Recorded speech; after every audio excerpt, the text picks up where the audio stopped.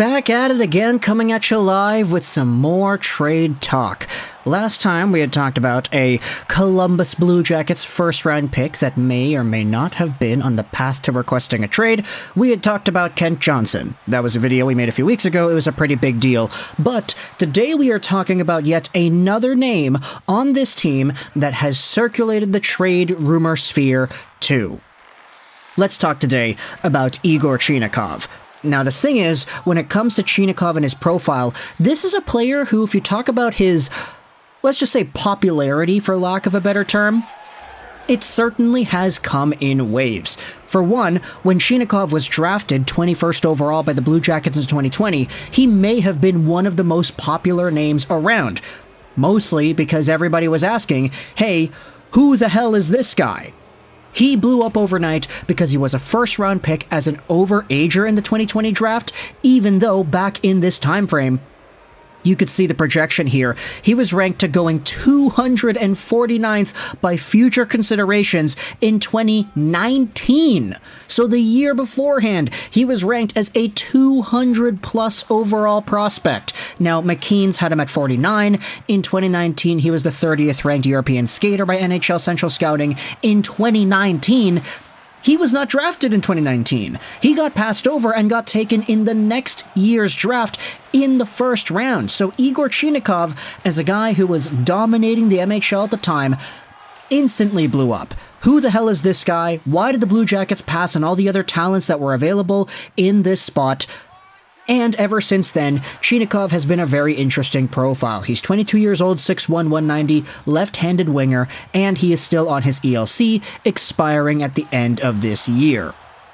Now, Chinakhov did end up making the Blue Jackets shortly after. He had 14 points in 62 games in his rookie season, and this year, the guy's over a point per game with the Cleveland Monsters in the AHL, and he's at 4 points in 12 games for the regular Blue Jackets in the NHL. He had scored the other night on a breakaway against the Boston Bruins. It was pretty great to see. Of course, you like to see these younger guys going out there and getting their chops. But when it comes to the profile of Yegor Chinakhov, we all kind of recognize the profile he possessed. This guy was a KHL goal scorer, and that was the main quality that Blue Jackets fans and associates were hoping would transfer to the NHL by the time he made his impact known. Now, to be fair, he has been more so of an even stat line kind of guy. 7 goals, 7 assists, 4 goals, 9 assists, even this season, 2 goals, 2 assists. But there still is a good offensive contribution here that Chinakhov is able to provide. Now, the reason we are talking about Chinakhov is because earlier this week, in fact, this is from, when was this published? November 27th, so yesterday, this article on the Columbus Dispatch, which will be linked in the description, goes out there and asks the question as to whether or not Chinakhov wants out. The article was written by Brian Hedger, again, link in the description. If you scroll down over to the Chinakhov conversation, let's go out there and read what it says here.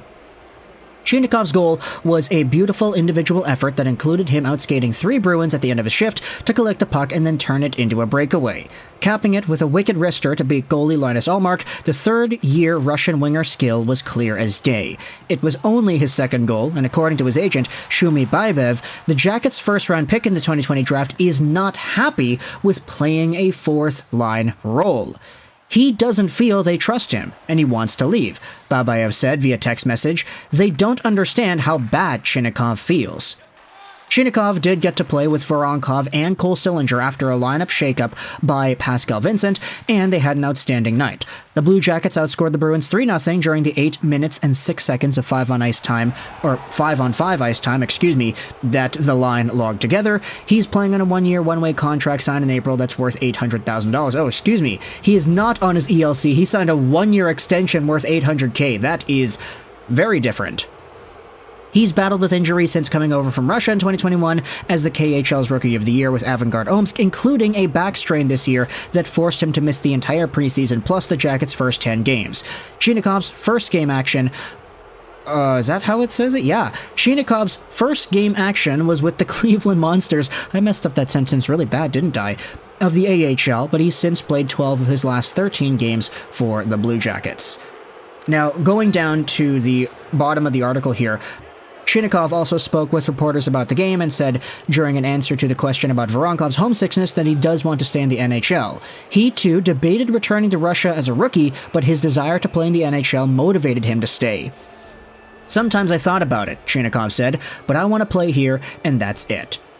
Should that feeling change, Chinakhov would need the Blue Jackets to loan him to a team in Russia if he wants to play there, etc., etc. There's a few other things talked about in this article. Again, link is in the description. But the very interesting part about this piece is that apparently Yegor Chinakhov is unhappy with the Blue Jackets and the way things are going.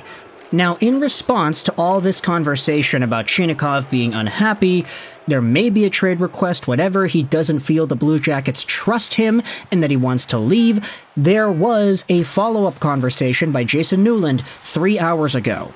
They got in contact with Chinakhov's agent. At the moment, there are no conversations about a trade on our part. So at this very moment, there is no trade request, but there is an analysis done here. Babayev told me at the moment there are no trade conversations about it. He likes Columbus, both the team and the city. He goes on to say that we are in touch with the GM, and the only thing Igor wants is to have more ice time, feel the coach's trust, and help the team win more games. He's very happy after yesterday's game. He felt great on the new line. For now, this may be good news for the team and for the fans. Chinakhov is a fan favorite and would be a major blow to morale for a fan base that already has trust issues with players, and they're asking out.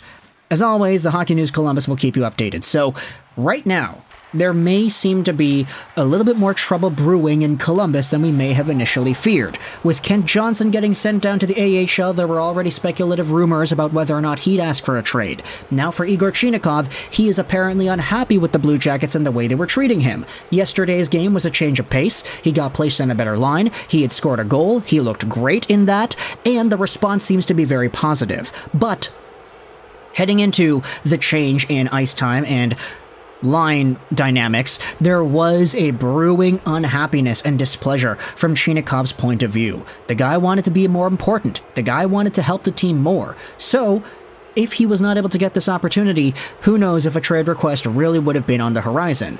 Maybe one game against Boston is the start of a revival for Chinakhov in CBJ, but if it's not, and he gets sent down to the fourth line like next game or whatever, then we'll see where exactly this conversation goes, and if Chinakhov ends up playing the rest of his career in Columbus, or heck, even the rest of this contract, 1 year long, $800,000. Let me know your thoughts in the comment section below. How do you feel Chinakhov has been playing? If you're a CBJ fan, what are your thoughts if you've been watching the games? How do you feel this guy's going to progress into the future? And do you think it's within his right to be upset and ticked off that he wasn't really given this opportunity earlier? If they go back to playing Chinakhov on the fourth line, do you see a trade request coming? Let me know your thoughts in the comment section below. I hope you enjoyed this video. And bye.